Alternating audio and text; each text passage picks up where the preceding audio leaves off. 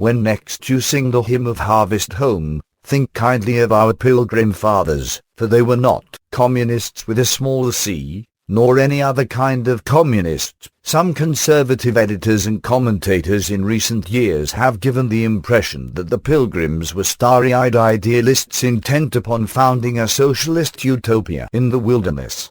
One such editor, zealous to refute socialism, has written, "Socialism is not a new experiment in the United States.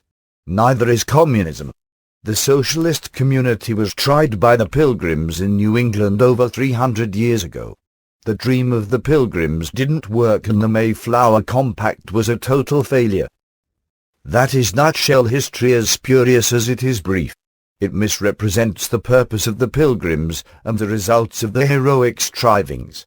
It derives from a superficial appraisal of a statement by Governor William Bradford and a partial reading of the copious records left by the literate Pilgrims. Stated in the simplest terms, and in their own language, the Pilgrims purposed to lay a good foundation for propagating and advancing the gospel of the kingdom of Christ in remote parts of the world. In order to make that possible, they sought financial backing from a group of venture capitalists in England. While in Holland, the Pilgrims gave much consideration to what part of the world they would settle and finally decided upon northern Virginia, above Jamestown but below the Hudson River. Negotiations with a syndicate called the Merchants and Adventurers of London dragged on for 3 years. Finally in 1620 the Pilgrims wound up on the wrong end of a bad bargain. Socialism was never the dream of the Pilgrims. They needed no Adam Smith to spell out for them the merits of free enterprise and the necessity for individual responsibility. The business purpose of the expedition was to found a fishery. The merchant adventurers agreed to take care of the shipping and to fund the provisions. A contract was drawn up detailing the terms of the repayment and profit sharing, but when the Pilgrims arrived in England from Holland they discovered the terms had been altered, much to their hurt. Sadly, necessity having no law, the emigrants were constrained to be silent. There were 3 factions aboard the Mayflower, the separatists or saints from Leyden in Holland, the colonists from London, called strangers, recruited by Thomas Watson, prime mover of the Merchants and Adventurers, and the ship's crew, who disliked both. The contingent of separatists from Leyden had crossed from Holland to England in their small vessel misnamed the Speedwell. It was purchased to be used as transportation and for fishing in the new settlement. She proved a balky ship, heeling way over and soaking her passengers on the short trip. They were seasick and drenched when the Speedwell pulled into Southampton harbour and docked alongside the Mayflower with its complement of strangers from London. The 2 groups, unknown to each other but bound together in a perilous undertaking, had only a short time to get acquainted before new problems cropped up. Christopher Martin, a Puritan, had been named expedition treasurer. He could not get along with the Leyden agents, Deacons Robert Cushman and John Carver, and they were having trouble getting along with each other. There was little cooperation in buying provisions and, as a result, the Mayflower was stocked with 2 tons of butter, hardly any guns, and little to use in trade with the Indians. Thomas Weston, the London adventurer, was denounced as a bloodsucker for changing the terms of his agreement, and he stomped off to London when the Leyden leaders refused to sign the new agreements. He vowed the Pilgrims would not get another cent from the Merchants and Adventurers. That was a heavy blow because the Speedwell captain refused to sail until the vessel's rigging was changed, and that would cost money. Pleas for help were sent to Weston, but he kept his word and sent the Pilgrims nothing. To clear port they had to sell some of their provisions, including most of their butter, leaving them short of supplies. On August 15 the Mayflower and Speedwell put to sea with the passengers on the 2 ships totaling about 120. They sailed rapidly for 2 days before a stiff wind. Then the Speedwell, its captain said, became open and leaky as a sieve. The ships put back to Dartmouth, where the Speedwell was dry docked for nearly 3 weeks. The passengers on the Mayflower were so unhappy that Christopher Martin, acting as governor on that ship, refused to let anyone ashore for fear they would not return. Toward the end of August, Mayflower and Speedwell put to sea again. They were more than 300 miles out when the Speedwell reported it was leaking and must bear up or sink at sea.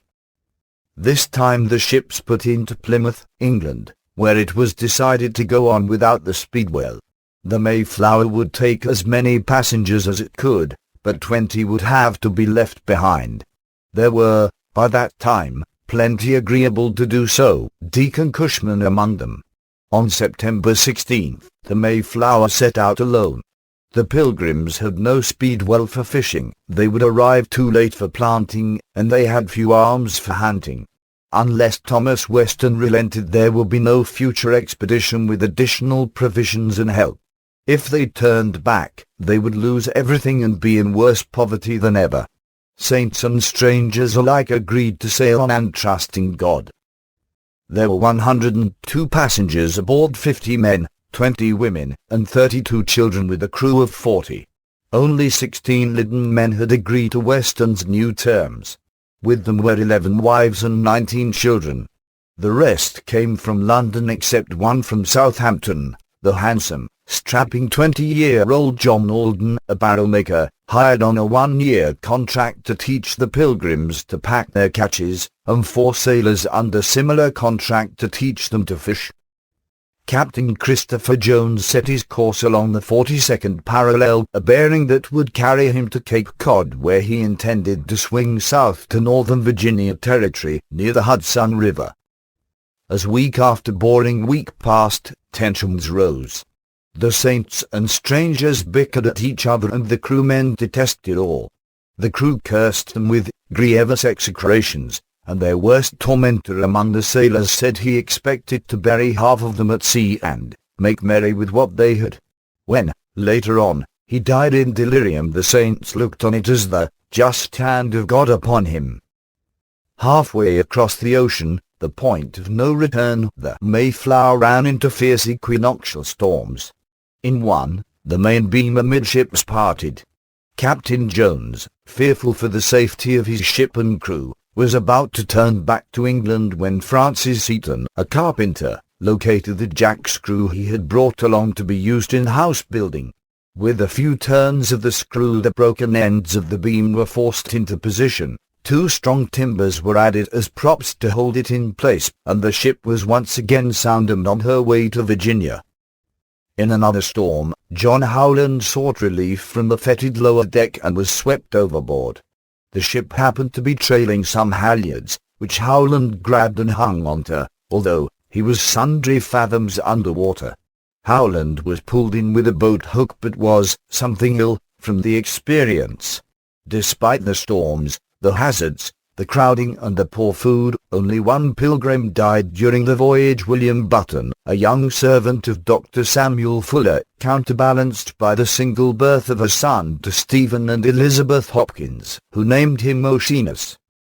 The remarkable health record, in a day when ships on such expeditions often lost half their passengers, has been attributed to the Mayflower's never before having carried passengers.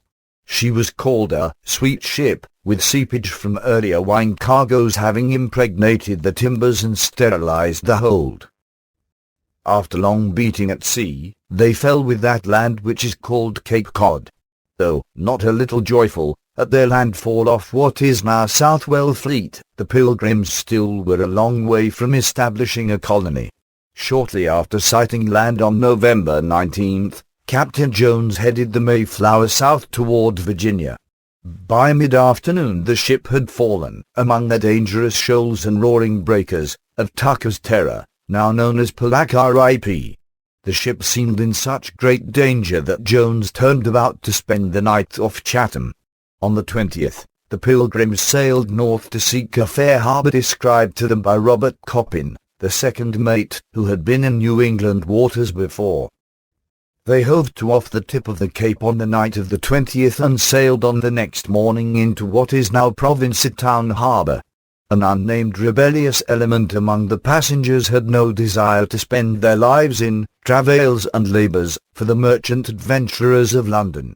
They said that when they got ashore they would use their own liberty, for none had power to command them, the patent they had being for Virginia and not New England, which belonged to another government, with which the Virginia Company had nothing to do. Before anyone was allowed ashore, however, the Liddon Saints tried to meet the explosive situation with a formal document that laid the first foundation of their government in this place. As soon as it was decided to make a landing on Cape Cod, the London faction began quickly advancing the doctrine that, since the colonists were to land without a patent, every man was a law unto himself. He could live in the forest alone, work or play, fish or hunt, and do his will irrespective of the wishes of his associates. The doctrine of each person doing as he pleased so strongly appealed to the strangers and bound servants that it threatened to divide the colony. The seditious talk, coming to Master Carver's ears, caused him to seek the counsel of Brewster, Bradford, and Standish, the Liddon men who were the real movers of the voyage. Seeing their colony in jeopardy, they reread a long and wise letter from their pastor in Liddon, John Robinson, suggesting that each adult male in the colony should have a voice in the government of the colony just as they had in the affairs of the church. They then prepared the Mayflower Compact. A bridle of some sort had to be slipped over the heads of the Londoners, a compromise being impossible as one faction was for roll, while the other stood for breach of contract and anarchy. The compact was written on Friday, the Mayflower arrived in what is now Provincetown Harbour on Saturday, and the formal signing took place that morning. Nothing is more evident from the record than that, in drawing up the document, the Saints were merely defining what, in their circumstances, it was absolutely necessary to do. As a practical matter, the giving to every man the right of voting, the choosing of their own officers by the entire body of men, and the discussing of their affairs in town meetings laid the foundation for a totally new system of government. It is probable that the Pilgrims, in this instance as in others, little foresaw or contemplated the momentous results of an arrangement dictated at the time by stern necessity.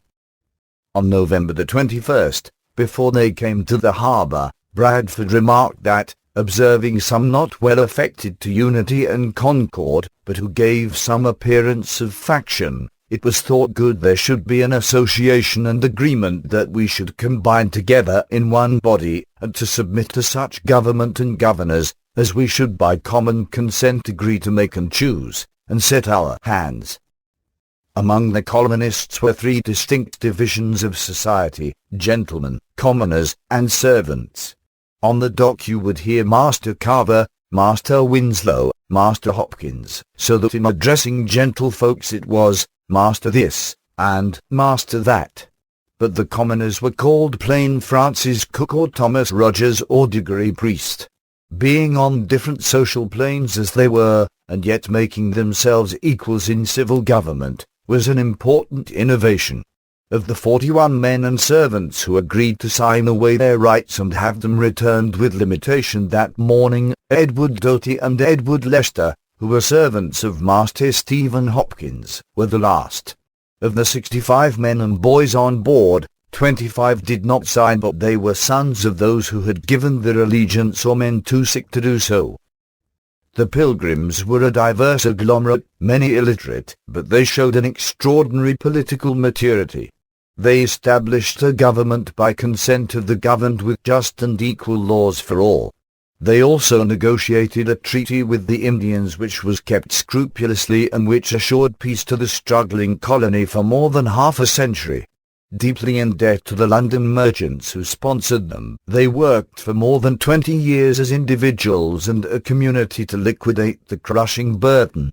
They borrowed money with which to buy out the shares of the merchants and adventurers in 1627, and by 1645 they had paid off the entire debt at the astronomical interest rate of 45%. The colonists had intended to become fishermen to meet their debts, but they never did. By early training and inclination the leaders among them were all farmers. They tried fishing, but their little sloop proved inadequate and their nets faulty. Their profits came from farming, and they then expanded into furs, cattle dealing, and trade. In the process they established posts which later became the sites of 4 other settlements: Augusta on the Kennebec River in Maine, Casting on the Penobscot in Maine, Windsor on the Connecticut River in Connecticut, and Bourne on Cape Cod. All of those developments came slowly. In the meantime, it took a month after reaching Provincetown to locate the site of their first settlement at Plymouth. Bradford's History of Plymouth Plantation is a daily account as exciting as Robinson Crusoe and almost as inspiring as the New Testament account of the acts of the earliest Christians. The first explorers landed at Plymouth on December 21, 1620, but weather delays kept the others from seeing their new home until a week later. It was Saturday morning, January 2nd, before a storm abated sufficiently for a working force to go ashore with felling axes to cut timbers for the common house. Governor John Carver, accompanied by Stephen Hopkins, who had been in Virginia and was familiar with the latch pines used for foundation logs, carried a felling axe, marking the trees that were to be cut. While the 2 notched trees, the others began cutting them. Most of the Lyddon men, farmers in their boyhood days, knew the knack of sending an axe into the heart of a tree. While the chips were flying and the sound of axes echoed through the woods, a sharp lookout was kept for savages. Miles Standish wished to set sentinels round the choppers, but there were so few men, and so much to do, that they decided to take their chances against attack. Their matchlocks stood close by with sparks in readiness. Gentlemen, commoners, and bonded servants worked side by side. Even the elder Brewster and the grey-haired Carver worked at felling trees and cutting branches from them. Standish, too, laboured with the lowliest. By noontime, a long line of men, dragging a log, came towards the clearing, their bodies bent forward and straining at every nerve. Every few moments the end of the log would strike an obstruction, or else dig its way into the ground, causing the men to stop with a jerk. Having gained their breath, they would again strive with their load until stopped by exhaustion. It was drudgery of the hardest kind, but every man had hold of the rope. Having neither horses nor oxen, they were themselves compelled to take the places of animals. Simply to state that work on the common house began 2 days later and was finished all but the thatching on January 19th, eclipses the human element the Herculean effort involved, the devotion and death of the Diggory priest, for example, who gave his every last ounce of energy to the project. Hardly had work on the common house begun when it was decided that every man shall build his own house, thinking by that course men would make more haste than working in common. Though there were 24 married men, only 18 had their wives with them, and Mistress Dorothy May Bradford had accidentally drowned while the ship was anchored in Provincetown Harbour. There were thus 15 single men. Since all could not build houses, the leaders divided the colonists to make 19 households, with each group expected to build a dwelling. The sites were determined by casting lots. Having completed the common house, the colonists began building a small house to be used as a storeroom for their tools and provisions. They also had to build a house for the sick. With the exception of a corn crib or barn, built just before harvesting their crop the following summer, those were the only buildings built by all hands for common use.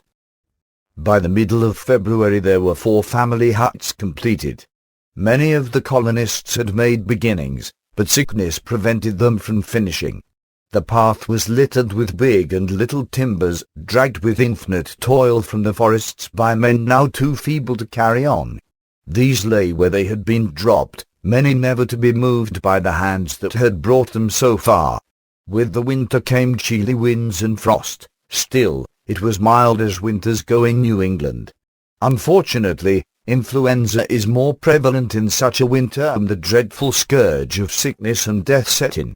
The great sickness filled the sick house to overflowing with men, women, and children. The common house was likewise filled with beds of rough boards to keep the feeble off the clay floors. During that time the Pilgrims and the sailors alike were struck by the general sickness. Nearly half of the settlers and sailors died in the cold, rainy, and snowy weather when their rations were meager, their shelter scant, and the workload more than their weakened bodies could stand. They died sometimes 2 or 3 of a day.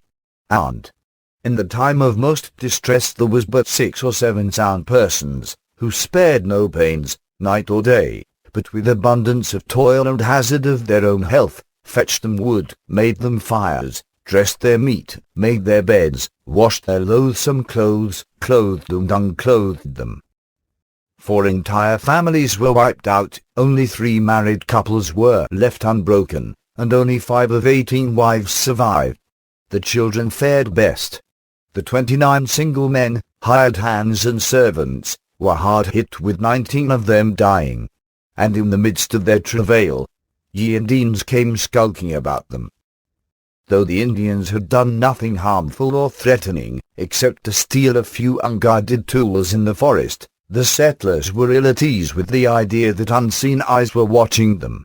They were in the midst of a military planning conference on Friday, March 26th, when a tall brave, carrying a bow and arrow, walked boldly down the path straight toward the common house where the meeting was being held. "Welcome, English, welcome," he kept repeating. The Pilgrims were dumbfounded, and the Indian, who said his name was Socialist, explained that he had travelled from Manhagan Island, a day's journey by canoe to mainland and 3 days' journey on foot to Plymouth. He astonished them more by asking for some beer.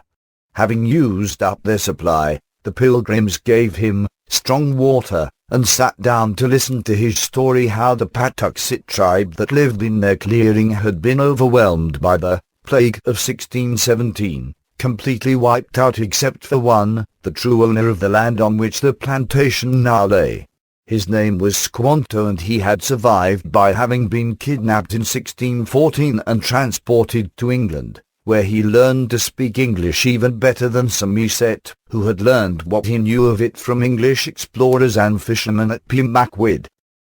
Socialist later brought Squanto and the news that the great chief Massasoit, who ruled the entire area, was coming. The arrival of the chief diverted the Pilgrims from Squanto, who was to become their best friend. Socialist disappeared from Pilgrim records and apparently went back to Maine, but Squanto stayed, and was their interpreter, and was a special instrument sent of God for their good, beyond their expectation. He directed them how to set their corn, where to take fish, and to procure other commodities, and was also their pilot to bring them to unknown places for their profit, and never left them till he died. By fall the Pilgrims had 7 houses and 4 common buildings. At the common house, ready for shipping back to England, were great piles of wainscoting and clapboards, all sawed by hand and borne from the forests on the backs of the men. Their corn crop was good, though the peas were not worth harvesting. Fowl and fish were plentiful. Those who survived were all restored in health. They had food, shelter, and peace with the Indians. It hardly seemed possible that order and plenty could come out of such misery in such a short time. For all this they were thankful. The spirit of peace and contentment prompted Governor Bradford to declare a season of thanksgiving.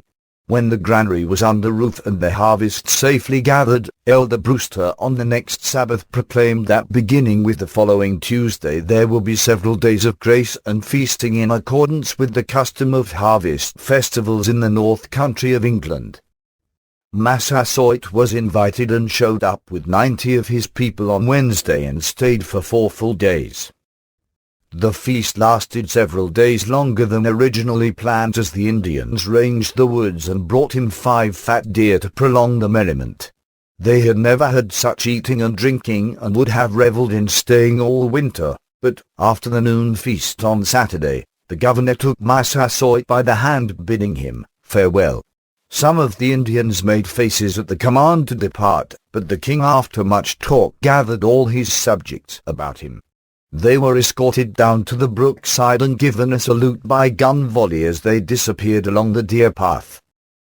The following week the ship Fortune arrived from London bringing 35 new settlers. They received an enthusiastic welcome, but the merry tunes were soon changed to graver notes when the colonists learned the new arrivals had brought nothing but the clothes on their backs. Most of them were young lads who had sold even their extra clothing at Plymouth, England, for money to enjoy the pleasures of the port. They put a fearful strain on the slender supply of food and contributed to the famine that bedeviled the colony that winter, spring, and early summer. The savage Narragansett also threatened the settlement, necessitating the building of a palisade. A wall of pine logs, 8 feet high, was constructed. To the drudgery of the day was added guard duty at night. That spring, the colony was bothered by wolves coming down the path, overrunning the cornfields at night, digging up the fish which had been planted to fertilize the corn with so much labor during the day. They caused so much trouble that a guard had to be set over the cornfields as well as over the palisade. By the first week in June the corn in store was exhausted and famine stared the colony in the face. The ducks, turkeys, and other wild fowl were gone, migrated for the season. One could range the shore and forests without hearing chatter. The fish, like the fowl, had also gone to cooler and deeper water. Though ample enough in the spring and autumn months, fish were scarce in the summer. The summer days came on apace and grew hotter. A fierce drought developed. When the second week without rain went into the third and the third into the fourth, even the Indian allies began to prophesy coming evils. On learning that the Sparrow, with a whole fleet of fishing vessels, lay at anchor 40 leagues to the north, Governor Bradford sent Winslow to try to get a supply of provisions. His utmost exertions obtained only enough to supply a little bread each day until harvest. On his return the distress had become extreme. Had it not been for the clams, alewives, and tidal crabs which they were able to take by hand, the Pilgrims would have perished from starvation. The Indians, boasting how easy it would be to cut them off in their enfeebled condition, insulted them over their weakness, and even their ally, Massasoit, now looked on them coldly. New trials awaited the Pilgrims, requiring the fullest exercise of their prudence and firmness, and this time they aroused neither from sickness, famine, nor Indian hostility, but from the misconduct of their own countrymen. About the end of June 1622, 2 vessels, the Charity and the Swan, arrived at the settlement, dispatched by Thomas Weston to establish a settlement on his own private account somewhere in the neighborhood of Plymouth. As had too often happened in the colonization of Virginia, the men sent out were mostly destitute of industriousness, economy, or principle, so base, to quote the words of one contemporary in describing them, as in all appearance not fit for an honest man's company. Evils hitherto avoided by the strict integrity and unyielding firmness of the Pilgrims in their dealings with the Indians were now brought upon them by the reckless, cowardly, and dishonorable behavior of this new body of settlers. Because Weston had once been among the most zealous friends of the Plymouth colonists, they thought themselves obliged to do all in their power to further his objectives. They treated the newcomers with hospitality consistent with their slender and precarious supplies. But the self-denial which the Pilgrims imposed upon themselves was too irksome to the selfish strangers who, not satisfied with the largest allowance of flour consistent with the little store on hand, basely stole the green corn, prematurely exhausting the resources of their hosts. At length they moved to a spot called Wessagusset, in Massachusetts Bay, where they decided to plant their colony. The Pilgrims were glad enough to see them go, but unhappily they departed only to work greater mischief at a distance. The arrival at the end of August of 2 other trading vessels, the Discovery and Sparrow, furnished the colonists with a welcome opportunity to obtain knives and beads to exchange with the Indians. Except for this providential supply, they would have been worse off than ever, not only having a scant store of corn for the ensuing winter but having no means of carrying on barter.